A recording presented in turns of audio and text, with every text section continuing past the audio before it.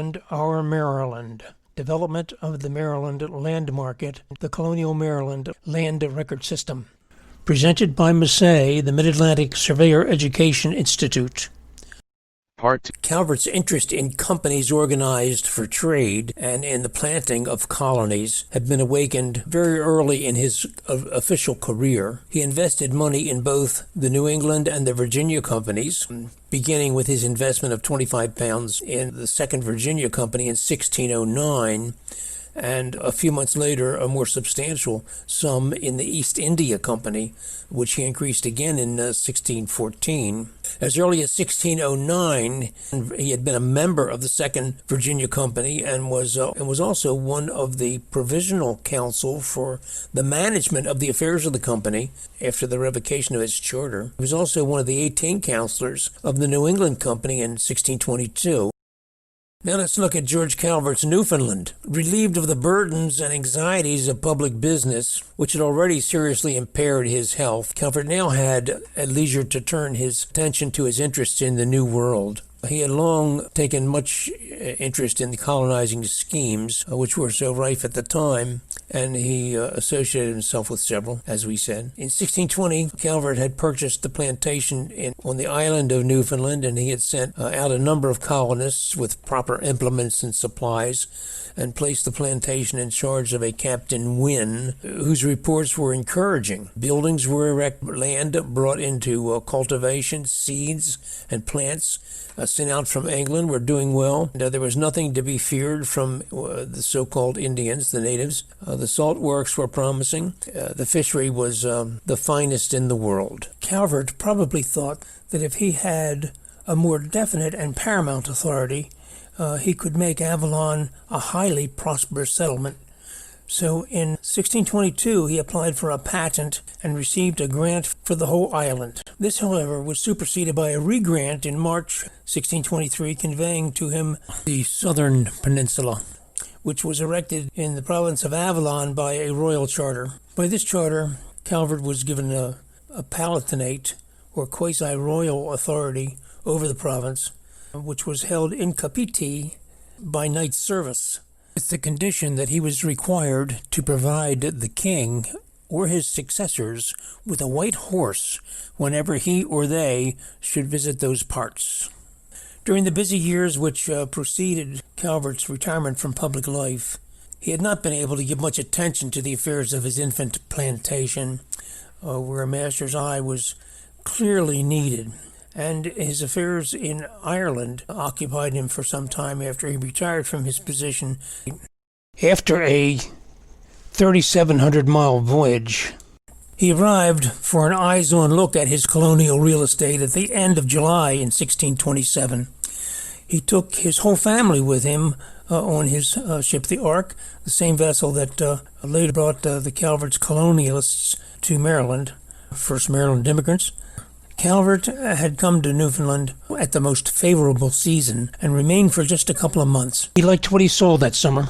The brief northern summer hid from him the worst enemy of all, the long and brutal Atlantic coast. After his short visit, he returned to England, where he spent the winter preparing for his return to manage the development of his property hands-on, full-time.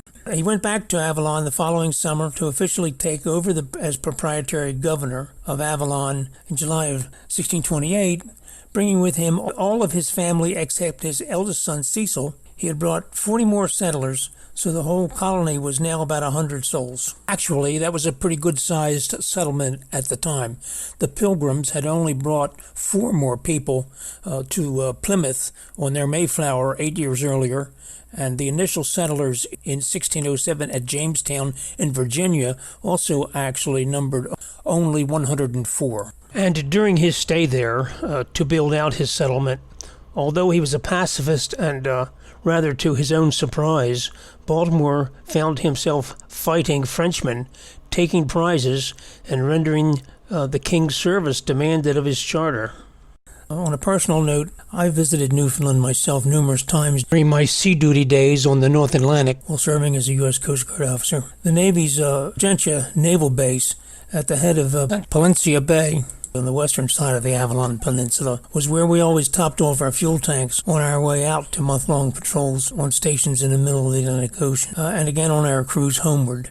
After a month on station, I can tell you that you wouldn't want to visit a finer place than the beautiful Avalon Peninsula in July and August. Come December, don't be surprised to see snow as high as your shoulders and higher. The damages or discomforts of life at Avalon seemed to have been too much for Lady Baltimore. So she packed her belongings, and with her court, she boarded a ship and sailed another 1,400 miles southward for Virginia, where she remained for some time in Jamestown. Of this we know from a letter that George sent to the Privy Council in London.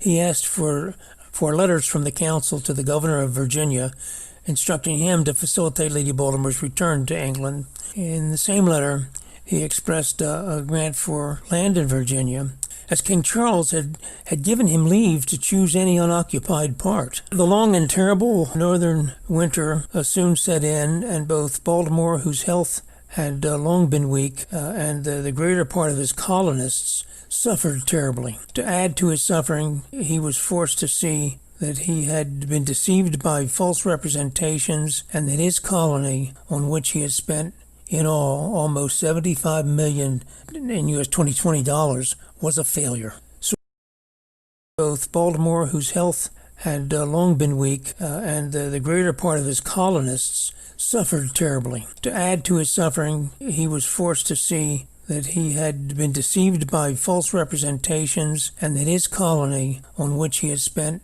in all almost $75 million in U.S. 2020 dollars, was a failure. So now it was anchors away for George,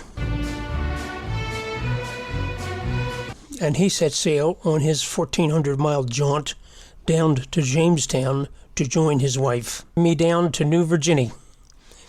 But as a papist, a Roman Catholic, he was not welcomed there, so he promptly set sail again on a 2,700-mile voyage back to England.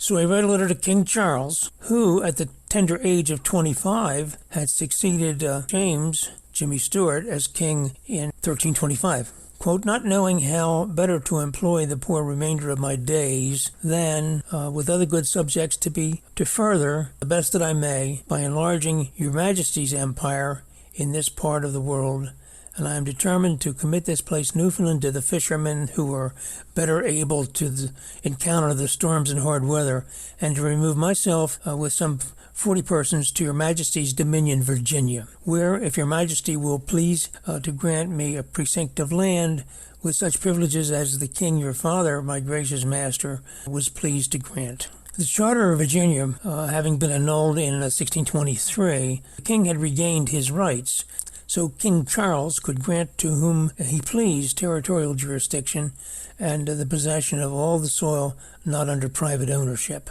William Claiborne was an English pioneer, surveyor, and an early settler in the colonies of Virginia and Maryland.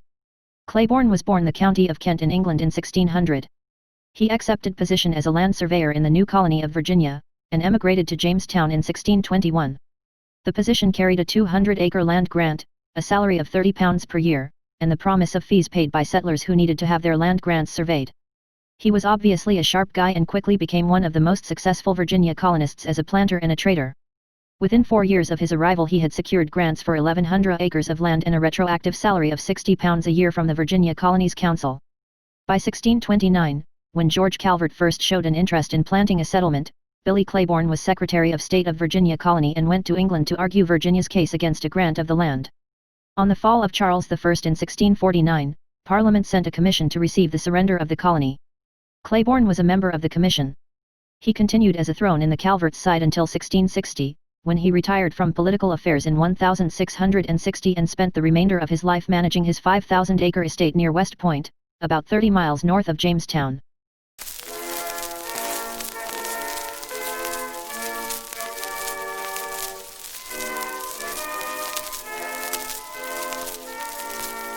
Maryland, Our Maryland. Development of the Maryland Land Market, the Colonial Maryland Land Record System. Presented by Massey, the Mid-Atlantic Surveyor Education Institute.